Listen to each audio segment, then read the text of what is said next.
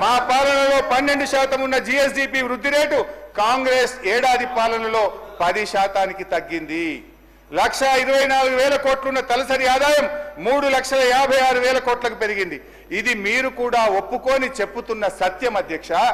మా పాలనలో 12.4% ఉన్న తలసరి ఆదాయ వృద్ధి రేటు మీ ఏడాది పాలనలో 9.6% తగ్గింది.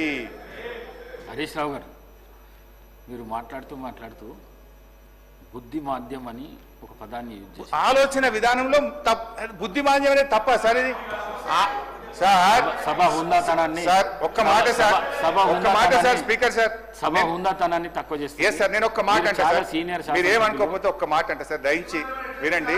నేను ఒక మాట అంటే ముఖ్యమంత్రి గారు సభానాయకుడు అక్కడి నుంచి నిలబడి బట్టలు ఊడదీసి కొడతా బట్టలిప్పి ఊరేగిస్తారని సభానాయకుడు అక్కడి నుంచి మాట్లాడితే మీరు ఎందుకో వారికి చెప్పకపోతే అధ్యక్ష.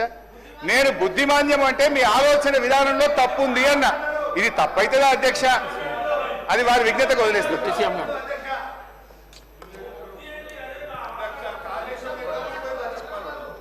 హరీష్ రావు గారు చాలా సంవత్సరాలు మంత్రిగా కూడా చేశారు అధ్యక్ష.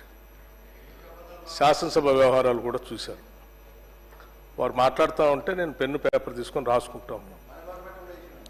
వారు బడ్జెట్ మీద సరే గత బడ్జెట్ మీద చెప్తా ఉన్నారు, ఇప్పుడు బడ్జెట్ కూడా మాట్లాడుతూ ఉన్నారు. చాలా సంతోషం. రెండింటి మీద మీరు అనలైజ్ చెప్తా ఉంటే మేము రాసుకొని సమాధానం చెప్పడానికి కూడా సిద్ధంగా ఉన్నాం. కానీ మీరు శ్రీధర్ బాబు గారు చెప్పినట్టు ఆ చెప్పే విషయం వదిలేసి పొలిటికల్గా స్లోగన్స్ చెప్పించడానికి ఎక్కువ ప్రయత్నం చేస్తున్నారనేది మీ ఉపన్యాసం ద్వారా అర్థమవుతా ఉంది. దాని పరిధి కూడా దాటి మీరు ముఖ్యమంత్రి గారు సభానాయకుడి గురించి కూడా మాట్లాడుతుందా ఒక మాట అన్నారు, అజ్ఞానం వల్ల. అజ్ఞానం వల్ల అంటే ఏంటి అధ్యక్ష?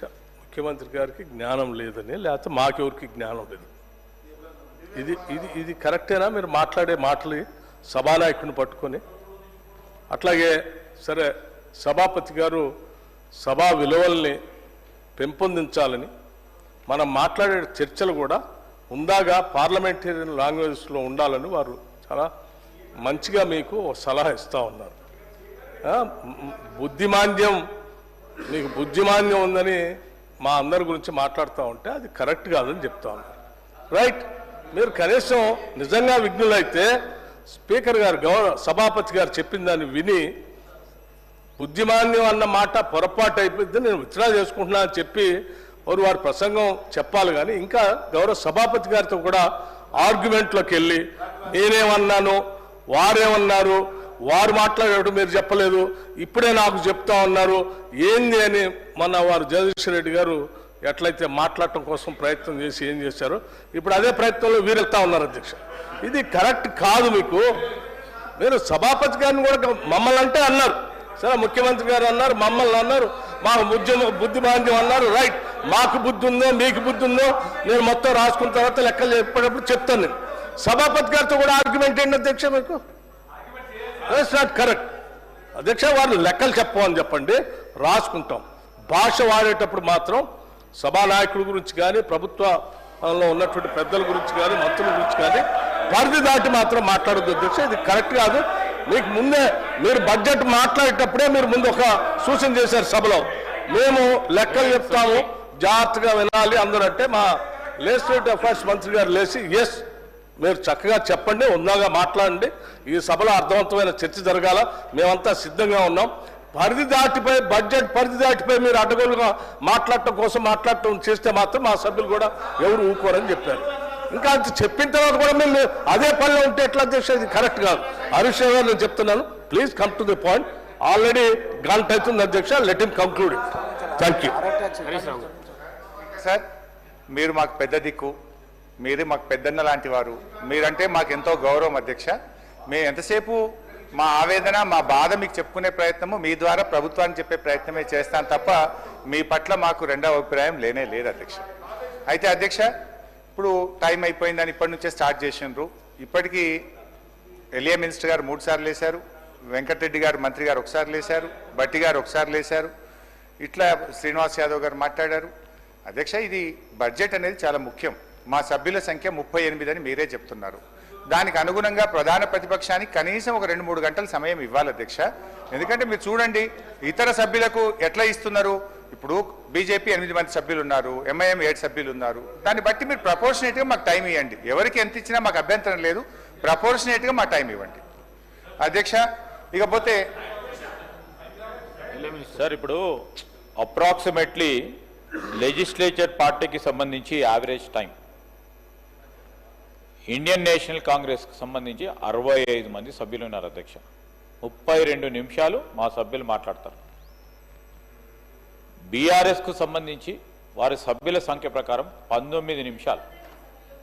బీజేపీకి సంబంధించి 8 మంది శాసనసభ్యులు ఉన్నారు, 4 నిమిషాలు. ఈరోజు ఎంఐఎంకి సంబంధించి 4 నిమిషాలు, సిపిఐకి సంబంధించి 2 నిమిషాలు. ఈ విధంగా ప్రస్తావన చేస్తా ఉన్న సందర్భంలో ఇక్కడ సభా సమయాన్ని వృధా చేయకుండా క్రియాశీలకంగా నిజంగానే ప్రొడక్టివ్గా ఏదైనా మాట చెప్తే వినడానికి ఆస్కారం ఉంటుంది అధ్యక్ష. అప్పుడే 1 అవర్ అయిపోయింది, 10-15 మినిట్స్ అయిపోయింది వారు మాట్లాడి ఉన్న విషయాలు మాట్లాడారు. చెప్పిందే చెప్తా ఉన్నారు అధ్యక్ష, చెప్పిందే చెప్తా ఉన్నారు.